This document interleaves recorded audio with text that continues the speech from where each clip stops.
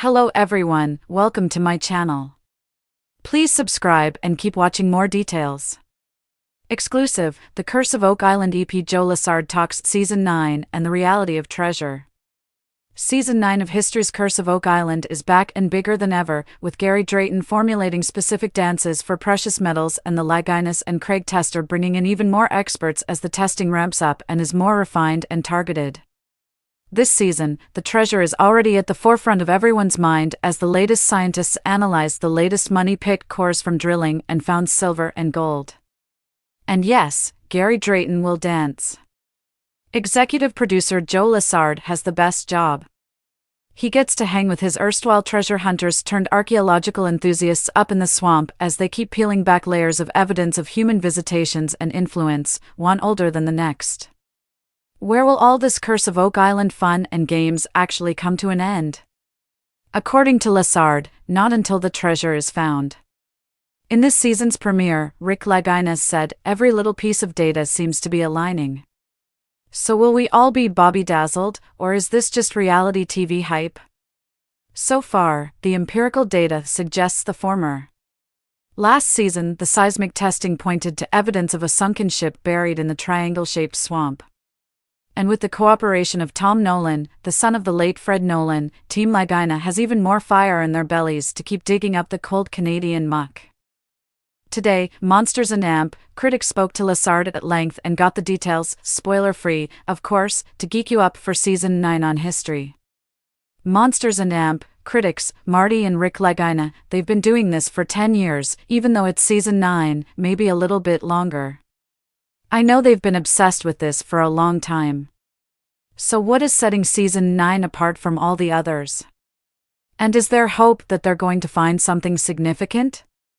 Joe Lessard, well, the answer to the second question is always. The first question is what sets this season aside from the rest.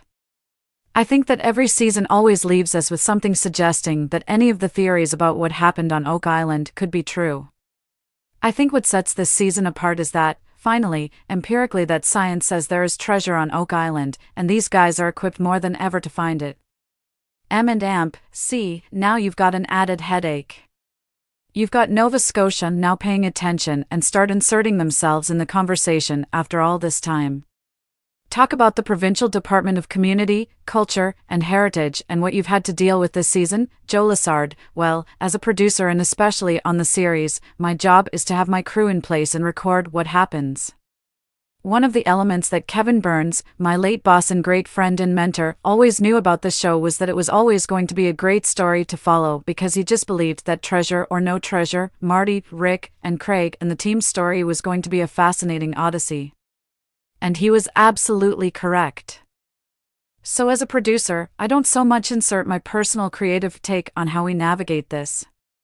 How do we navigate that? It's really what these guys' process reveals.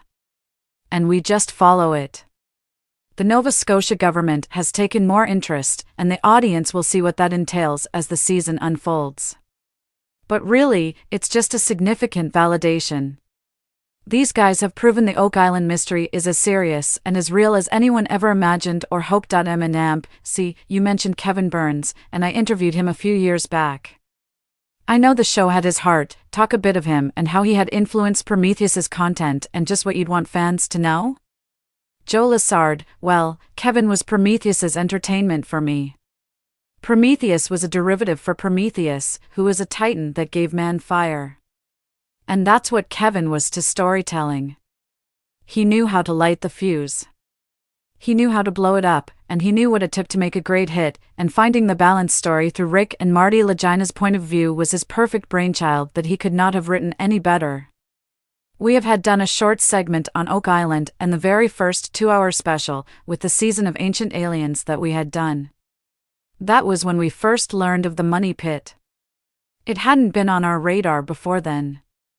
And Kevin was just fascinated by the story and the possibility something could be going on the island.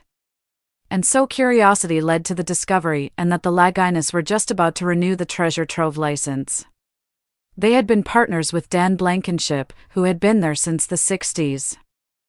It had been dormant for a while, and they were working on getting the legal permissions to start searching again right around the time that Kevin realized they were out there. So, I got to accompany him to Michigan. We met with Rick, Marty, and Craig, Tester, and it all slowly unfolded from there. They did not pitch themselves as a television show. So, Kevin Burns had to convince them to be a part of one. And I think it's been for all of our benefit. It was just a great credit to Kevin and his intuition about good storytelling, and they weren't going to do it at first. They had no interest in being on television. Marty was a very busy businessman. Still is, along with Craig Tester. Rick did not want to be in front of the camera. He said, "Make a documentary on Oak Island. Everyone will love it. It's a great story." It's what got me hooked, and Kevin had to convince them how their point of view would be so important to people. And they were like, "Well, that's great, but we're not TV people." And in that discussion, they related to how they'd been obsessed with the Oak Island story since they were just boys, and it was always their dream to be a part of the Oak Island story somehow. And Kevin said, "Well, when I was a 10-year-old boy, my dream was somehow to be a part of the Lost in Space story. And now I control the rights to Lost in Space, and you guys control the rights to Oak Island. And this is what dreams are made of, and this is the essence of the human spirit, and that roped them, Marty, Rick, and Craig, into the TV series." See, Gary Drayton is quite colorful, and he's delightful. He injects comedic energy. How did these people find their way? Do you cast them? Joe Lessard, we don't have a say or a hand in casting so much. Now and then, as producers, it behooves us to do our research and try to help make suggestions where we can, in terms of technology or expertise.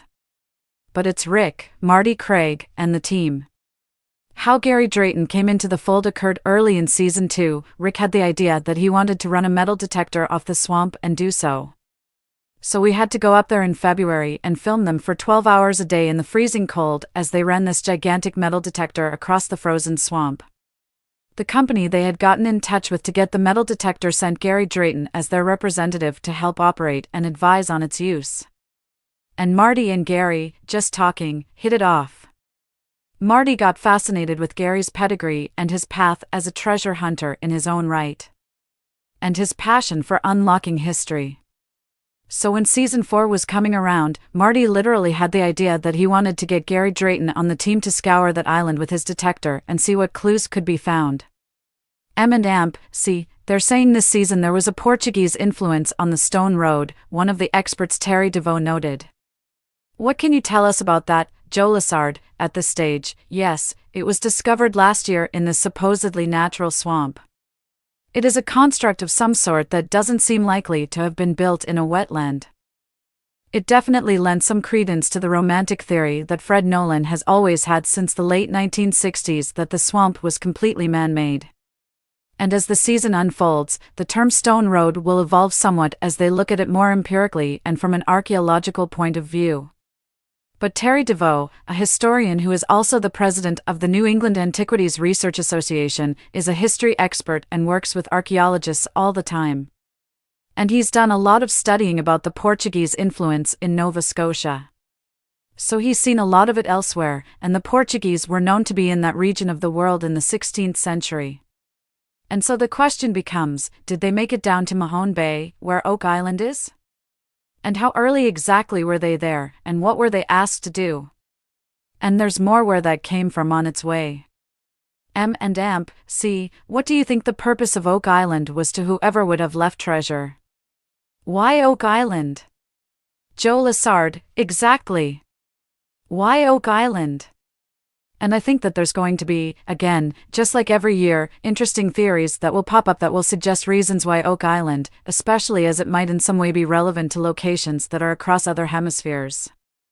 There's this romantic theory that Rosicrucians, and perhaps the English nobleman and early 17th century scientist, Francis Bacon, had some idea about the new Atlantis and the New World and how exploration in North America began from the far reaches of Europe and beyond. Was it like a reset and Oak Island, in some ways, some ground zero, for that exploration? And was that the first place where something was established, and then things unfolded from there, and for whatever reason, it's either been forgotten or deliberately hidden? But they are objectively skeptical. Rick is faithful about the mystery, and he wants nothing to do with over-speculative measures. Marty is a complete skeptic who just loves his brother and has always been fascinated with the romantic side of the mystery. So he teamed up with his brother to take this thing on at this point in their lives. He has been slowly turned more and more into, not quite as faithful as Rick, that would be quite a feat, but he's getting there, and it's because they keep digging. And it's because they keep working with archaeologists, geoscientists, geologists, metal detector experts, and different experts across the sciences. Last year they found a piece of railing in the swamp that they believed was part of a ship. So they carbon dated the item multiple times. And it came back to 700 AD. So, who was in North America with a finished piece of ship railing in 700 AD? We don't know. But it's in the Oak Island swamp. And that stone road, they think it might be 500 years or older. Well, then was that a different generation of someone who came there? It's all fascinating. And these are the kinds of things that will be further explored and proven more and more in Season 9. C. Hypothetical question. A notable discovery is made. They find physical treasure. Would you turn that into an event like an Al Capone's Vault type event for history, or would you just fold that in naturally into the season? Joe Lessard, well, we're always looking at things from a different angle and a different point of view. And there just may be some scenario where one of those options plays out.